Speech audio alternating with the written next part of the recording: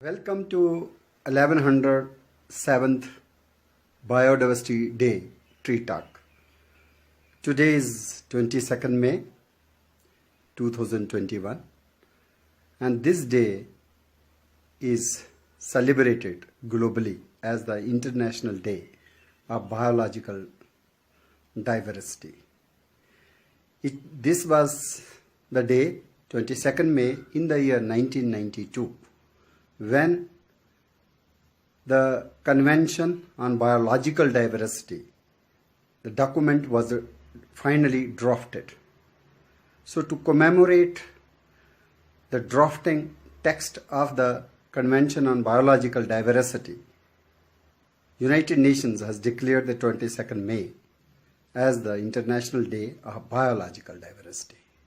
So when we talk about biological diversity, but it means different life forms, microbial as well as higher plants and animals, even the mushrooms, as they exist in different habitats, different ecosystems, forest ecosystem, grassland ecosystem, desert ecosystem, marine ecosystem.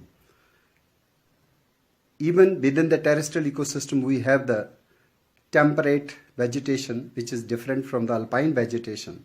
Subtropical vegetation is different, and then along the equatorial region, we have the tropical wet forests, also known as the rainforest, where there is a lot of biodiversity of plants, animals, and the aquatic organisms.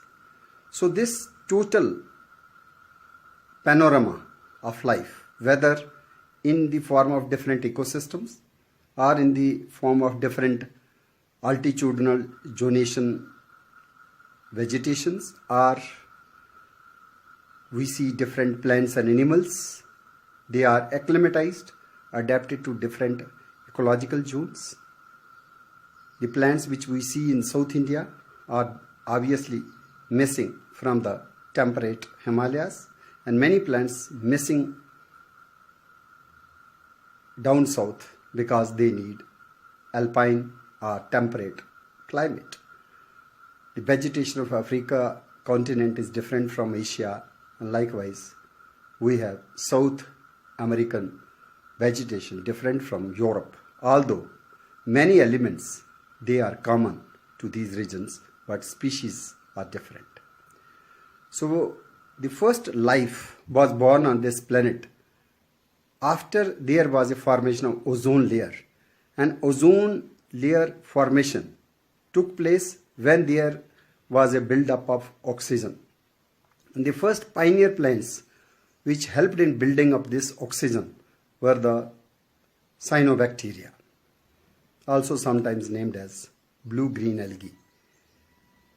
They lived in the wet situations and they build up the oxygen, and from the oxygen we got the ozone layer, and after the ozone layer formation in the stratosphere, the harmful ultraviolet rays could be screened away and life could be thrived on this planet.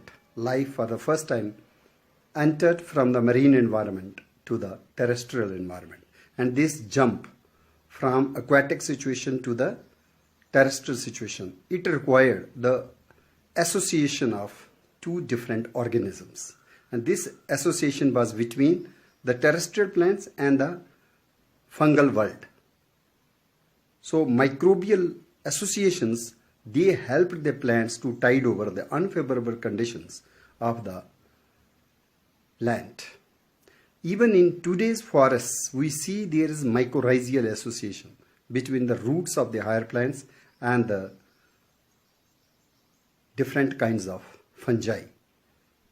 Today, when we are confronting globally with the COVID crisis, and we have come across another deadly disease caused by a fungus which is named as mucormycosis.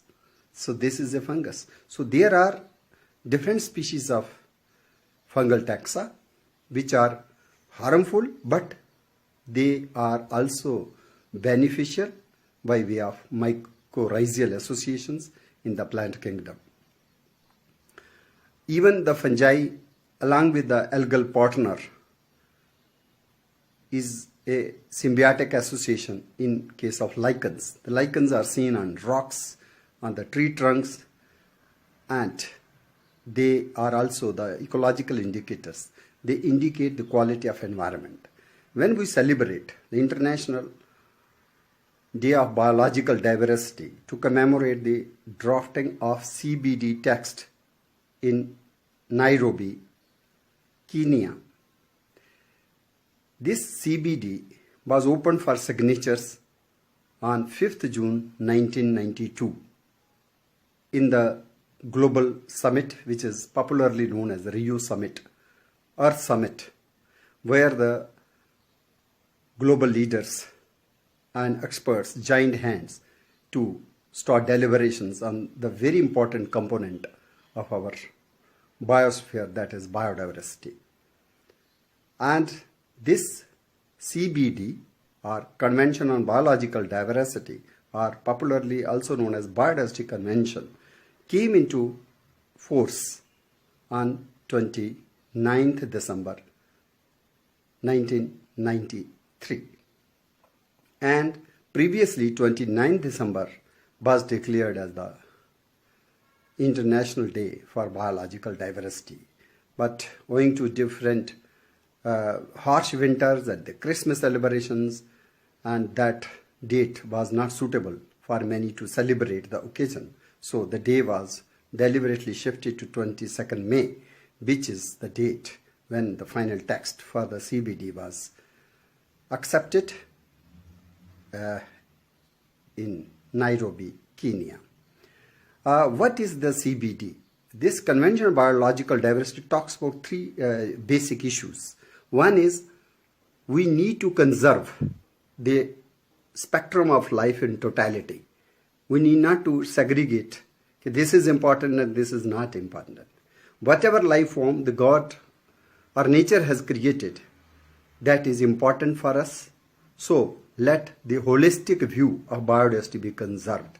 So we need to conserve all habitats, all ecosystems, and all different life forms at the level of species, at the level of genera, at the level of genes, and at the level of habitats and ecosystems.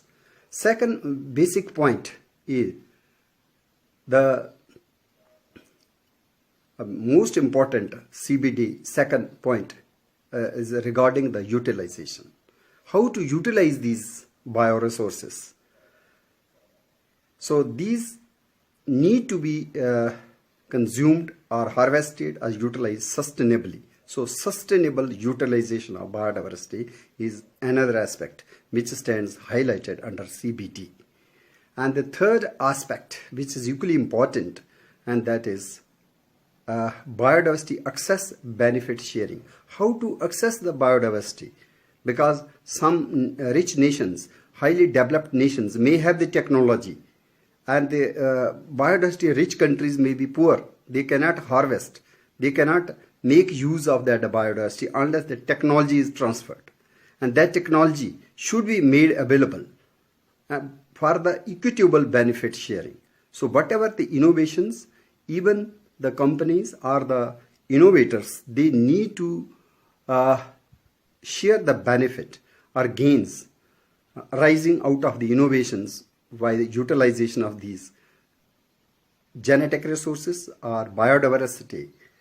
So this, how to access and how to share the benefit about this particular aspect, there was a full-fledged global meeting at Nagoya in Japan in 2010, and from 2014 this Nagoya Protocol came into force, which mandates all the countries to go for methodologies and proper strategies to have the access benefit sharing mechanism.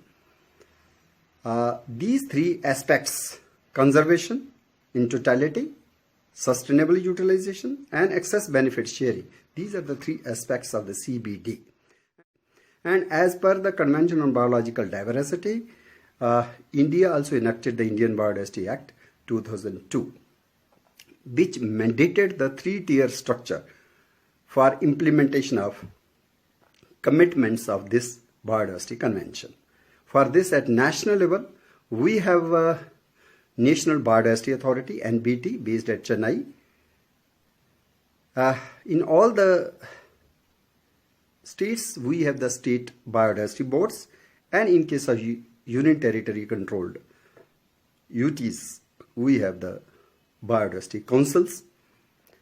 And at the local bodies level, that is whether they are rural local bodies, panchayats, or urban local bodies, municipalities and municipal corporations, there need to be a mandatory constitution of the biodiversity management committees, BMCs. Even in Jammu and Kashmir, we have framed the biodiversity management committees. Because the resources need to be conserved, they need to be utilized, and the excess benefit sharing need to be for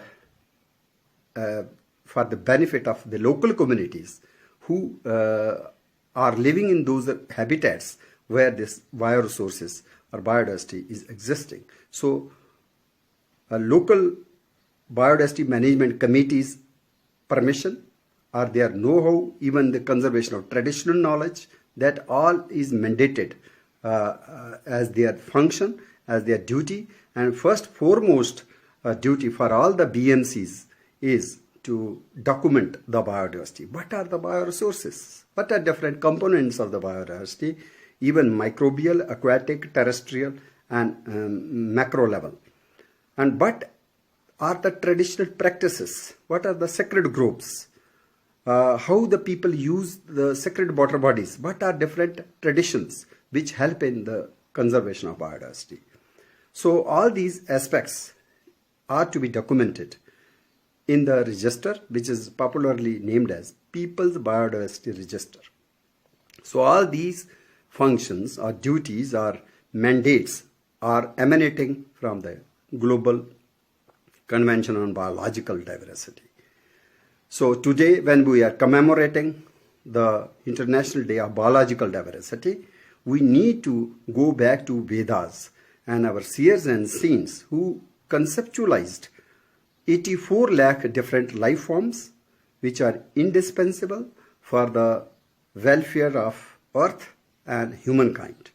So they could visualize before Homo sapiens or humans were born, there were different life forms or different life forms exist along with the Homo sapiens, and they estimated this number as high as 84 lakh.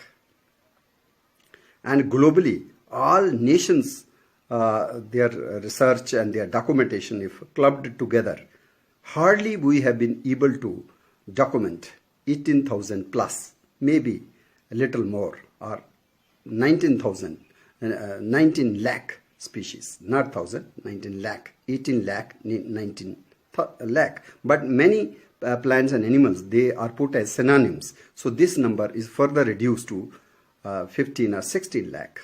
And our ancestors estimated 84 lakh. So before we are able to expand the horizons of different life forms on this planet Earth, we are losing habitats. We are facing the air pollution, water pollution, soil pollution, the plastic garbage, solid waste management issues, and thereby we are also losing the species globally. Some people estimate as one species per hour. So kilo deaths, many species have already entered into critically endangered list. And many organisms, plants, animals, they are in the endangered, threatened category. Many are vulnerable.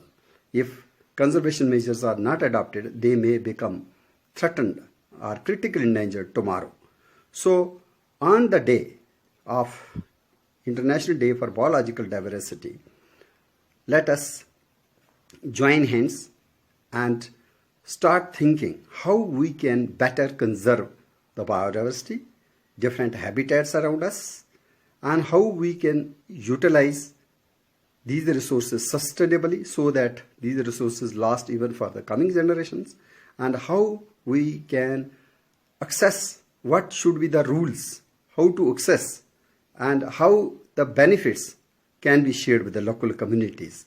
All these three aspects need to be understood by common man, and as per Aichi National Biodiversity Targets, even the target were up to 2020, we need to aware all the people, all masses, for the value of the biodiversity. This biodiversity value need to be incorporated in the planning and the implementing of schemes at national level. So when there is a developmental projects, we need to take into consideration the conservation of very important biodiversity which sustains life.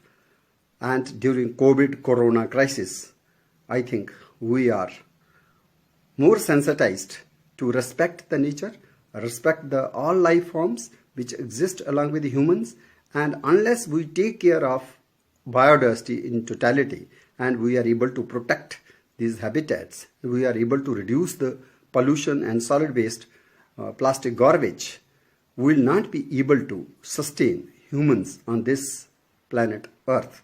So there is a alarming well also, there is a warning also, and there is a time also to mend our ways and change the lifestyle in such a manner that we are able to enjoy the benefits which God has gifted in the form of biodiversity. Thank you very much.